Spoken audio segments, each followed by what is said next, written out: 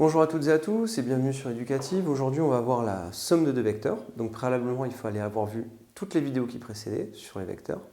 Là, on va travailler sur ce qu'on appelle entre guillemets, la règle du parallélogramme pour effectuer la somme de deux vecteurs, mais dans une configuration un petit peu particulière. Donc, voici la configuration. Il y a un petit piège, donc il faut faire un petit peu attention. Si vous devez calculer la somme du vecteur AB et AC, c'est-à-dire à quoi est égal AB plus AC. Alors attention, dans certains exercices, vous aurez à faire un schéma. Donc ici, AB plus AC, on vous demande de construire la somme de ces deux vecteurs. Alors, eh bien, pour construire la somme de ces deux vecteurs, tout simplement, il va falloir faire la chose suivante. Il va falloir construire le parallélogramme. Et une fois que vous avez construit votre parallélogramme, AB plus AC, vous construisez la diagonale, ici. Cette diagonale-là, vous mettez une flèche au bout, et au final, vous allez obtenir ici un point D. Eh bien, la somme du vecteur AB et AC, AB plus AC, c'est tout simplement égal au vecteur AD. Alors, rappelez-vous, tout simplement, la règle, c'est la suivante. Quand vous avez deux vecteurs, et que ces deux vecteurs ont la même origine, AB plus AC, très simplement, vous construisez le parallélogramme, tracez cette diagonale, et le vecteur somme de AB et AC qu'on obtient, c'est celui-ci, AB plus AC égale AD. Vous allez me dire, qu'est-ce qui se passe si je ne suis pas dans cette configuration? Alors voilà, je vais vous l'expliquer tout simplement. Imaginons que vous ne soyez pas dans la configuration du parallélogramme et qu'on vous demande de faire la somme AB plus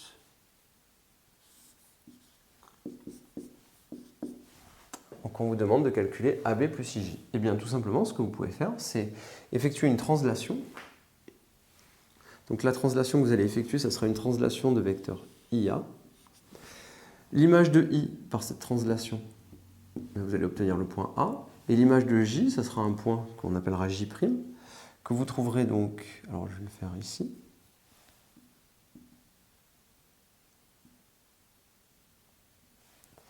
Et ici, vous allez obtenir le point J'. Et là,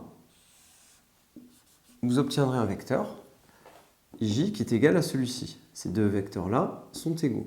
D'accord? Pourquoi? Parce que j'ai utilisé cette translation. Ce vecteur-là, je l'ai fait glisser. En réalité, j'ai effectué une translation de vecteur IA. L'image de I par la translation de vecteur IA, elle est égale au point A. L'image de J par la translation de vecteur IA, c'est égal à J'.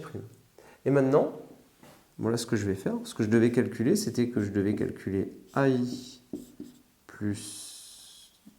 non, pardon. Je devais calculer IJ plus AB. Et quand je dois calculer IJ plus AB, au final, comme IJ est égal au vecteur AJ', eh bien je vais calculer AJ' plus AB. Comment est-ce que je vais faire pour calculer AJ' plus AB? Eh bien tout simplement, maintenant je peux le faire. IJ plus AB, je ne pouvais pas faire le calcul, puisque le vecteur IJ était là, le vecteur AB était là. Maintenant je vais calculer AJ' plus AB, puisque IJ et AJ' sont égaux. Ce vecteur-là et celui-ci sont égaux. Donc je vais calculer celui-ci plus celui-ci. Et comment est-ce que je vais faire? Là, je peux appliquer la règle du parallélogramme. Je construis mon parallélogramme. Et ici, j'obtiens le vecteur somme. Je peux l'appeler par exemple K. Et le résultat que j'obtiendrai, ça sera égal au vecteur AK. Donc, quand vous n'êtes pas dans une configuration parallélogramme, ce que vous faites, c'est que vous pouvez tout simplement vous ramener à la configuration parallélogramme en effectuant une translation, c'est-à-dire en trouvant un vecteur qui soit égal à votre vecteur initial, mais vous ramenez l'origine du vecteur au point A, de manière à pouvoir appliquer la règle du parallélogramme. Voilà. Donc je vous conseille de revoir cet exemple-là et de revoir les exercices qu'on va faire bientôt sur Éducative. Je vous remercie et à très bientôt sur Éducative.